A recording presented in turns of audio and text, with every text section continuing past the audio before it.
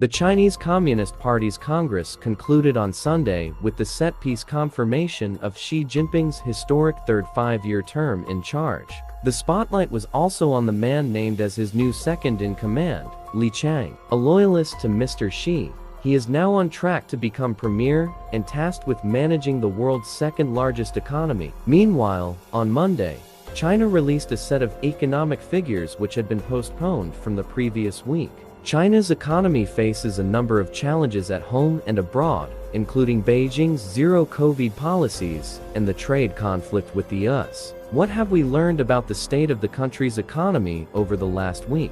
On Monday, stocks in Hong Kong slumped and China's currency, the yuan, weakened against the US dollar over heightened concerns that Mr. Xi will continue with his ideology-driven policies at the cost of economic growth. The benchmark Hang Seng Index fell by more than 6% as Hong Kong-listed shares in Chinese technology giants Alibaba and Tencent plunged. In mainland China, the Shanghai Composite Index closed 2% lower. Meanwhile, official figures showed that China's economy grew 3.9% in the July to September quarter from the same time last year, beating estimates. It marked a strong bounce back from the 0.4% growth seen for the previous 3 months, when Shanghai was in lockdown. The release of the figures was postponed during the Congress, with no reason given for the delay. That caused some China watchers to suggest that they may point to weakness in the economy. The 20th Party Congress did not reveal any new directions in economic policy. Whether the overall economic approach will deliver the type of growth that China desires remains to be seen.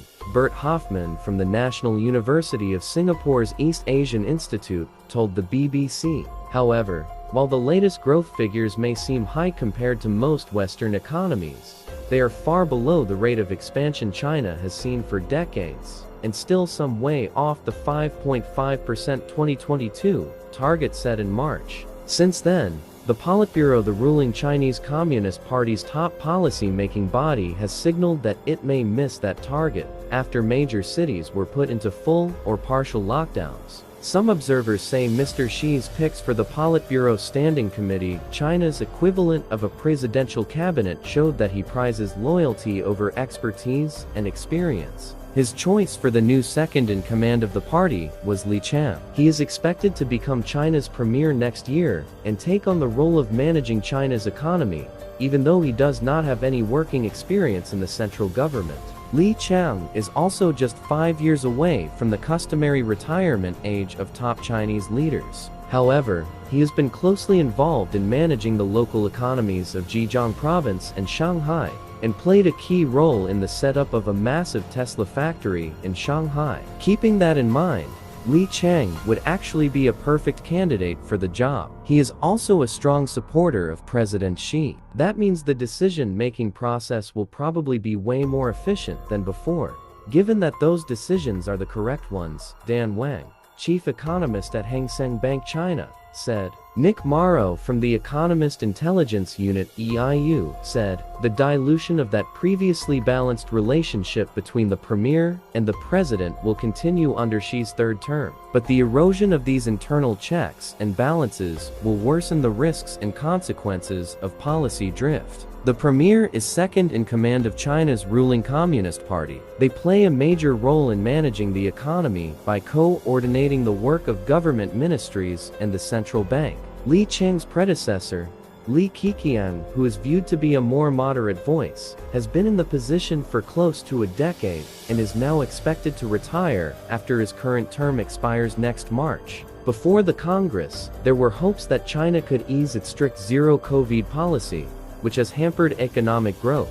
A day before the event got underway, Communist Party spokesman Sun Yeli expressed support for the policy and said, "We firmly believe that the light is ahead and perseverance is victory." These sentiments were echoed by Mr. Xi in his opening speech. He said Beijing had launched a people's war to stop the spread of the virus and protected the people's health and safety to the greatest extent possible. Yun Sun, senior fellow at the Stimson Center think tank in Washington, D.C., thinks China will soon begin the incremental process of dropping zero-COVID. It is well known that China is planning to reopen, and it will stimulate the growth of trade. China is trying to juggle a middle ground between control and growth. It is not either or, she told the BBC. Meanwhile, Wang from Hang Seng Bank believes there is a general consensus that this policy will stay for the long haul.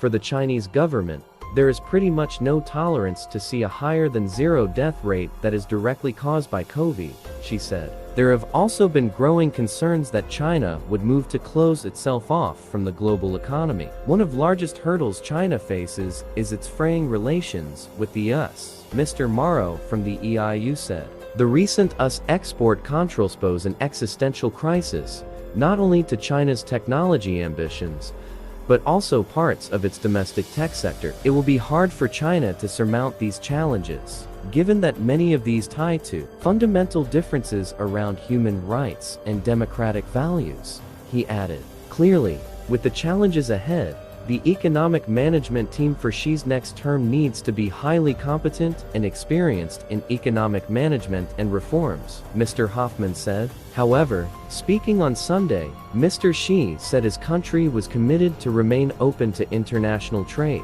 China cannot develop without the world, and the world also needs China. After more than 40 years of unflagging efforts towards reform and opening up, we have created two miracles: rapid economic development and long-term social stability, he added.